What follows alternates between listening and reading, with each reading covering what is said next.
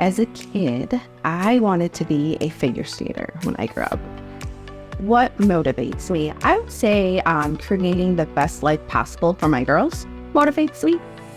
Who inspires me? I would say my parents. My dad was a very successful businessman, and we always had a great family life. What got me into real estate? I've always been intrigued by real estate. I bought my first condo right after I graduated college.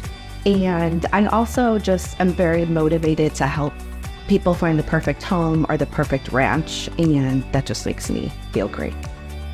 Where did I grow up? I grew up in a small suburb outside of Chicago named Bartlett, Illinois. What is something that people don't know about me? They do not know that I was a figure skater for 18 years. I am Lynn Tegtmeyer with Nick Shehu Property Group.